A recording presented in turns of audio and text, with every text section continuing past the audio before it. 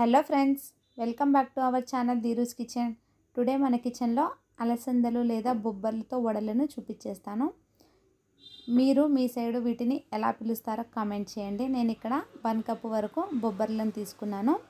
వీటిని బాగా శుభ్రంగా ఒక 2 సార్లు కడుక్కొని ఒక 6 గంటల పాటు నానబెట్టి తీసుకున్నాను. చూడండి, ఇక్కడ మనకి ఇలా డబల్ సైజులో బొబ్బర్లు అనేవి రెడీ అవుతాయి. ఒక 6 నుంచి 8 గంటలు అనేవి తప్పనిసరిగా నానబెట్టాలి. ఇలా నానబెట్టిన వాటిని ఒక స్ట్రైనర్లో వేసుకొని వాటర్ అంతా జల్లించుకోవాలి.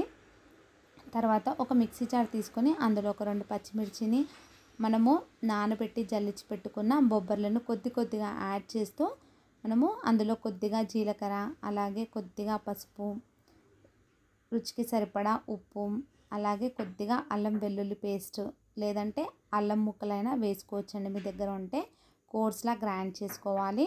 అలాగే మిగిలిన అంతా కూడా ఇలా కొద్దిగా కోర్స్ లాగా గ్రైండ్ చేసి రెడీగా తీసుకోవాలి. మరీ మెత్తగా మాత్రం వేసుకోకూడదు. ఇక్కడ నేను చూపిస్తున్నాను కదా, ఈ కన్సిస్టెన్సీ ఉంటే మనకు పర్ఫెక్ట్గా వడలు చేయడానికి కన్సిస్టెన్సీ అనేది పర్ఫెక్ట్గా సరిపోతుందండి.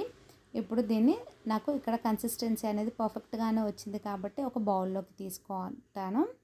లేదంటే మీరు మళ్ళీ కొద్దిగా ఒకసారి మెత్తగా గ్రైండ్ చేసుకుంటే కన్సిస్టెన్సీ అనేది మీకు వడలకు పర్ఫెక్ట్గా ఉంటుంది. లేదా కొద్దిగా బియ్యం పిండిని యాడ్ చేసుకున్న బైండింగ్కి మీకు సెట్ అయిపోతుంది. ఇందులో చాప్ చేసిన ఉల్లిపాయలను వేసుకొని మరొకసారి మిక్స్ చేసి ఇలా రెడీగా వడల్లాగా చేసి పెట్టుకున్నా సరే, లేదా ఒక్కొక్కటిగా ఆయిల్లో డ్రాప్ చేసుకున్నా పర్లేదండి. ఇప్పుడు నేను ఆయిల్ బాగా హీట్ ఎక్కిన తర్వాత ఒక్కొక్కటిగా చేసుకొని ఆయిల్లో నెమ్మదిగా డ్రాప్ చేస్తున్నానండి.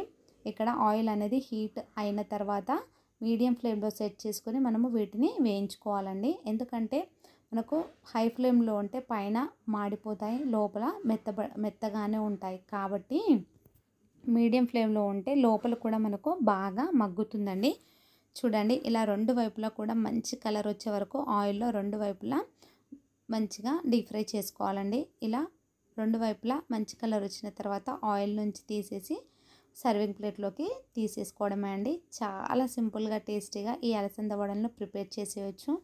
పిల్లలు బొబ్బర్లను వేయించినప్పుడు కానీ ఉడకబెట్టినప్పుడు కానీ ఇష్టపడరు, కానీ ఇలా చేసి పెడితే వాళ్ళకు అవన్నీ తెలియదు కదండి, చాలా ఇష్టంగా తినేస్తారు.